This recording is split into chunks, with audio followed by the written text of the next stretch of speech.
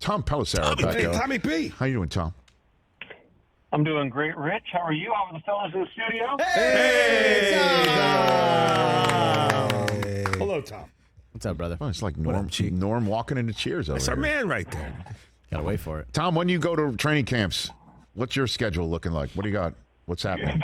Good question, Rich. Maybe you can get me some answers on that. Wait a minute. Are you saying that? Wait a minute. Are you saying there's Are you saying there's communication? Are you saying there's communication problems within the NFL Network? That's like gambling going on in Casablanca. What? Okay.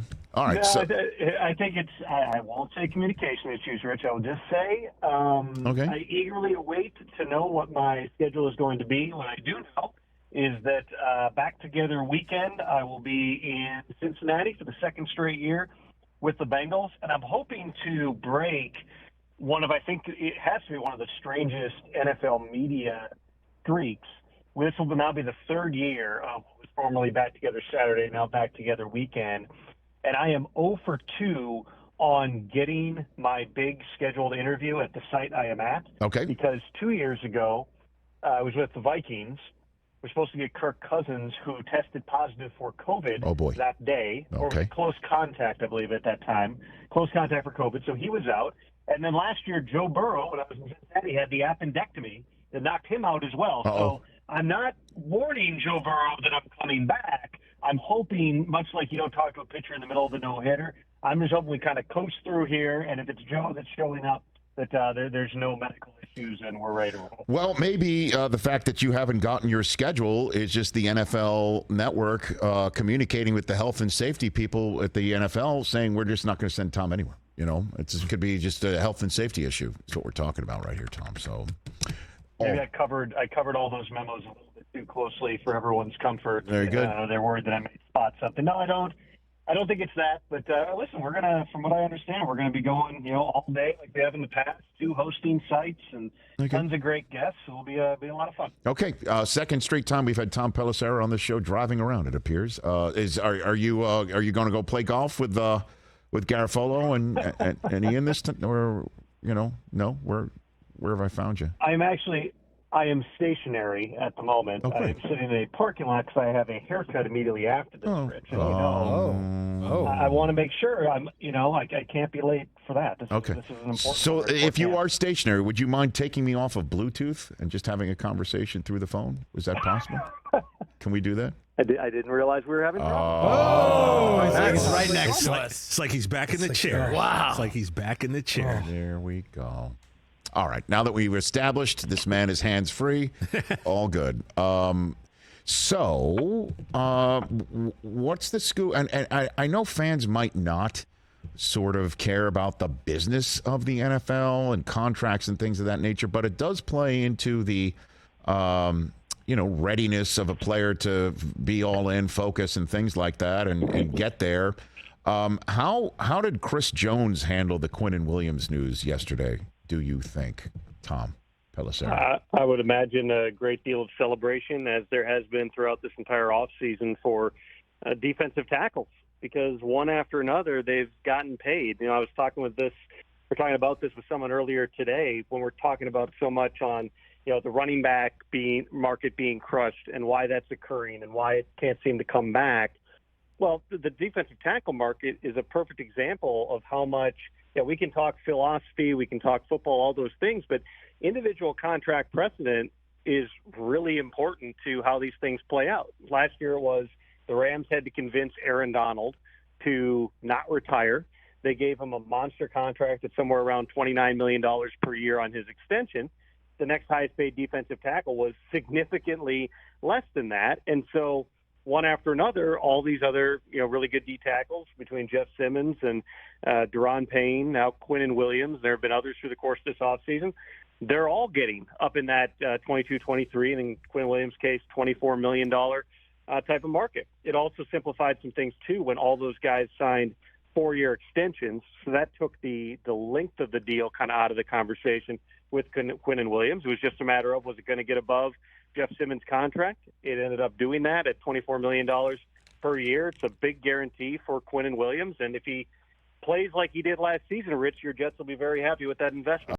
Absolutely. So walk me through the franchise tag drama that is setting up for this weekend here, and how you see each one playing out, if you don't mind. Tom, what do you got for me? Walk me through it here. I would say right now, and we're still, 74 hours roughly out from the deadline here. Currently. I would say, though, at this moment in time, I would be surprised if Tony Pollard has an extension by Monday. I would be surprised if Josh Jacobs has an extension by Monday. Evan Ingram, the Jaguars tight end, that one could still go either way. I mean, the tight end market, nobody talks about that. Everyone talks about the running backs, but the tight end market has been in rough shape too. Nobody got paid really in free agency, and the tag number keeps getting driven down where it becomes a little bit more team friendly to keep those guys. So we'll see how that one plays out. And then Saquon, I think is, in my mind, it's a coin flip right now. Of the running backs, he clearly has the best chance, I believe, to get something done because they've been negotiating for about 9 months now, on and off. There have been different structures discussed. There have been different types of guarantees, incentives, and everything else. Saquon's going to have to make, ultimately the decision here of whether he wants to, at a position that, as we all know, depreciates quickly, go year to year and roll the dice, or whether he takes the best offer that's on the table from the Giants come 4 p.m. Eastern time on Monday. And remember, the Daniel Jones contract went down to 10 minutes before that deadline. If any team is going to, walk the line on that thing, it's going to be the Giants. They got to get it done a little bit sooner in this case because, there's paperwork to be filed and things like that because there is a hard cutoff for the league at 4 p.m. Eastern time on Monday. But that's the one that I think, we'll certainly be watching through the course of this weekend and into Monday. I know the Giants don't want to lose him. I know John Mara doesn't want to lose him. I believe, based on everything that I know, that Saquon wants to be a Giant. The question is about the value at a position that increasingly has been getting devalued. And again, Saquon's going to have to make the ultimate decision. Is he willing to roll the dice, make $10 million this year, or potentially not, or, withhold his services, which is the best leverage you have. But, the problem is for the franchise tag players, once you get past 4 p.m. Monday, you're not allowed to do a multi-year deal. And so holding out into the season, all that really accomplishes is, taking about $600,000-$700,000 a week out of your pocket. Yeah, because you can't sit there and say, I'll come in from the cold if you give me the long-term deal I'm looking for, and you're not able to based on the collectively bargained rules of the National Football League. And earlier, Tom, we do our segment on Friday, What's More Likely? Chris asked me what's more likely or who's more likely to be out there week one for their team, Saquon or Josh Jacobs. I said Saquon. Would you agree with that assessment right now? Right now, I would agree with that Saquon is more likely to be on the field than Josh Jacobs. With Jacobs, he's the NFL's leading rusher. He played through a lot of injuries last season. He's also a player that the new regime with the Raiders last year declined his fifth-year option. He had to prove that he was worth keeping for $10 million plus. You also have to look at the structure that the Raiders have done on a lot of their contracts. There have not been full guarantees even in the second year. And so what does a long-term contract offer look like for Josh Jacobs in Las Vegas? Put it this way, I don't know that it's even on the level of what Saquon Barkley is being offered, which is not getting the deal done with the Giants. And so, with Jacobs, I said it on this show, whatever that was a few weeks ago, I do not expect him to show up for training camp, and I don't know if he shows up for week one. Have to see how it plays out. You mentioned those collectively bargain the rules. The one thing you can do, and I'm really not aware of this happening, but the one thing you can do after July 17th is negotiate a one-year deal for more money. Obviously, if you start missing games, it's hard to go back to the team and say, okay, now I want all the money, but only for 14 games. But that would be the one potential thing that could happen. I just don't know that there's a lot of appetite for either of those teams we're talking about to do a deal like that. Tom Pelissero, my colleague from NFL Network, NFL Media Group, talking from his car before getting his very famous haircut right here on this Friday program. So the Burrow contract, a lot of folks that I speak to think the Herbert contract is going to be somewhat conventional with terms, dollars, and whatever. But Burrow's contract might be particularly inventive. What are you hearing on that front here, Tom? As far as I know, there's nothing imminent on Joe Burrow. I do think that just given how the Bengals have traditionally structured their contracts, there's an acknowledgement they have to do some things differently, whether that's selling naming rights to the stadium or reworking veteran contracts, which they haven't done a whole lot, or potentially making guarantees into future years, which is something they're one of the only teams, along with the Steelers and most recently the Raiders, who have not done full guarantees on most, if not all, contracts into the second year. So, with Joe Burrow, he's never getting cut. And so it's not about the guarantees. It's about cash flow. It's about money. So one way that you could potentially work around this is, okay, if we're not going to get a fully guaranteed contract for Joe Burrow, which, for a lot of organizations, that would kind of be the starting point, but this is the Bengals we're talking about here. If we're not going to get a fully guaranteed contract, then we just want more money over the life of the deal because he's going to get it anyway. Is that number $55 million? Is that number $60 million? I don't know. I'm not in those conversations, but I would tell you it is going to be a sizable contract. Certainly, I would anticipate he's got a very good and tough agent, Brian Ayrault, who I'm sure has explored everything in terms of different options and what's permissible here. He's also, an agent who will go to the wall on these things for his clients. So, this I don't know that it's going to be, I wouldn't say, a difficult negotiation, but it's certainly not an easy one. And I don't get any sense right now that we're going to wake up tomorrow and find out that Joe Burrow's time for the long haul. Tom Pelissero here on the Rich Eisen Show. Time frame on Dalvin, Cook, and DeAndre Hopkins is now rubber begins to meet road with opening training camps coming up next week and beyond. I would think that DeAndre Hopkins is on a roster. Just my opinion. I believe he'll be on a roster before the start of training camp. He doesn't want to show up halfway through and try to microwave chemistry with a new quarterback and a new offense and just kind of figure it out, even though he does have familiarity with the two places that have shown the most interest and that he visited, with Bill O'Brien in New England and Tim Kelly, along with Mike Vrabel in Tennessee. He knows that, if he's going to use this year to kind of, vault his career after a couple of years marred by injuries and a suspension, he's got to get the work in. So I think the timeline for DeAndre Hopkins is probably prior to the start of training camp. But Dalvin Cook, I don't know that same level of urgency exists. I mean, you talk about the teams that are in on him. I think they're all pretty well documented. I mean, the Dolphins certainly would like him to end up back home in Miami. The Jets, Dalvin and Woody Johnson follow each other on Twitter. If that's not the most 2023 thing outside of saying they follow each other on Threads, I don't know what is. So that's certainly a possibility. The Patriots, the Broncos, depending on the price. All those teams are potentially in on it here. But I think that for all these running backs, as well as some of those other guys who might be looking at extensions or trying to get something done before the start of the season, when you're looking at a Jonathan Taylor in Indianapolis, for instance, it makes a lot of sense to see how things play out with all the franchise tag guys on Monday, see if anybody gets a deal done, see what the value of that contract is, and then to sort of be able to react, if necessary, to the marketplace. I think that the other thing, Rich, is we're just talking about the running back system, and such a topic is you are getting to that point where, because guys are not getting the top-level contracts, unless you're Christian McCaffrey, and, Dalvin Cook signed a really big contract 3 years ago, so did Alvin Kamara, but most running backs are kind of in the same neighborhood in terms of money. You have to wonder if you're some of these second- or third-year guys and you might be banged up or you might be coming off an injury, what's your incentive to play all 17 games? What's your incentive to push yourself back out onto the field? Take, J.K. Dobbins, for instance, who was not at minicamp. There were some questions about that. It was attributed to a injury-related issue. J.K. Dobbins, I want to say, is due $1.3 million this season. He was as productive as any back in the NFL down the stretch last season, and that was without Lamar Jackson as his quarterback. If you're J.K. Dobbins and you get, you twist your ankle in week one, are you pushing yourself back out there knowing that even if you have a massive season in your contract year, like Josh Jacobs and Saquon Barkley, you're not getting top dollar?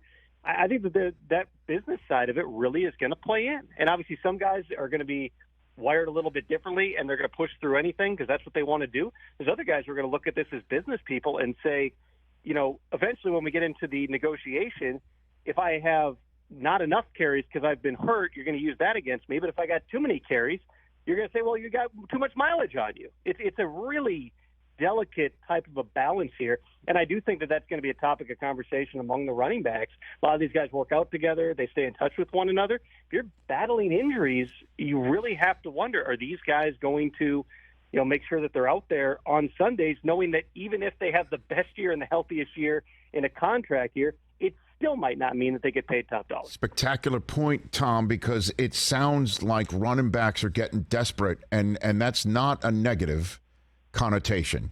I'm talking about they see the writing on the wall. They are reading the room. We had Austin Eckler on yesterday. He's saying if I'm making less than the third, the number 3 wide receiver, it pisses me off. And they do not see the way out. They don't see the guy, although they're hoping it's Saquon or Josh Jacobs, that busts down the wall and pushes the market back north again. They don't see somebody doing that. They see more and more guys coming out of college, and they see more and more guys kind of like Eckler used to be, who can take the jobs of the veterans or deflate the market appropriately at the position. So if somebody tries what you just put out there on the table, I wouldn't be surprised or criticize them for it, Tom. It's also about, the proliferation of the outside zone scheme where, with the success of guys like Sean McVay and Kyle Shanahan, more and more teams are running that style of offense, which historically has been more about the scheme and the line than it's been about the back. I mean, you go back into the 90s, pre-Terrell Davis with the Broncos, and that was always what it was, which was just kind of plug and play different people, and no matter who it was, he's going to run for 1,500 yards. Well, why, in that case, then, would you not just draft a couple guys every year, hope one of them works out? I mean, look at the number of different running backs who have been productive for Kyle Shanahan through the years in San Francisco. That's certainly a piece of it. There have been backs in the past, of course, who historically have gotten paid. I mean, Adrian Peterson back in 2011, I want to say got like $12 million a year. And there's like 2 guys now who are even making that 12 years later. In 2011, the highest paid player in the NFL was Aaron Rodgers at, I believe, $22 million per year. Highest paid quarterbacks now are 50+. The running back market has actually gone down in the past decade or so, or 12 years since the 2011 collective bargaining agreement. I mean, I've heard some of the creative types of ideas about making running backs eligible to sign earlier and things like that. Realistically, besides the fact that it's baked into the CBA how this works already, but realistically, they're not going to just carve something out for running backs here. You just have to wonder, have the days of a Derrick Henry-style workhorse, who is going to be the focal point of the offense, passed by a little bit? Because these things, Rich, tend to be cyclical. And as much as we look at it right now and it's, oh, man, there's so much outside zone and teams use 3 different backs, 10 years from now, we might be all back to gap scheme and power, and it's the big 240-pound back again. Mm-hmm. I mean, it's possible. That could swing that direction here, but that doesn't help the guys right now who are trying to get paid. And trust me, they are all looking at one another. They're all looking around at the marketplace here. They don't know exactly what to do. I would also say, and this is, listen, I'm not going to criticize Le'Veon Bell, but the one guy who tried this, the one guy who turned down an offer that I reported at the time, I mean, think about this relative to what the numbers we're talking about now. Le'Veon Bell, on the deal he turned down, and I want to say it was 2017, might have been 2018, because they did that a couple of times, was $30 million over 2, about $42 million over 3. Wow. He wanted $17 million a year to get paid like in between the number 2 receiver and the starting running back. He turned that down. He sat out a year. He played 1 year on the tag, sat out another year, got free agency, got like, I want to say $30 million or so guaranteed from the Jets, but then that was the end of his career. And he was never quite the same player after taking that time off. Does Josh Jacobs or even a Saquon Barkley try it and just say, I'm going to be healthy and I'm going to take a year of mileage off my body and I'll sit out, and if you want to tag me again next year, go for it? It's possible, but there's a pretty recent cautionary tale on that it might not ultimately be the best thing for your career, your earning power, or your life. And it gave James Conner a chance, and it showed like, okay, so the number 2 guy on the depth chart might be just as effective as the first, and certainly more cost effective. And Fascinating stuff, Tom. Send us a picture from the chair of your hairstylist, if you don't mind, if you want to share. Okay. I'll do it before she starts trimming, so we're not don't have the iPhone covered in hair. Okay, very good, very good. Be careful. Thanks for the call, Tom. Greatly appreciate it. Great food for thought. Catch the Rich Eisen Show every single day on the Roku channel, 12 to 3 Eastern, for free.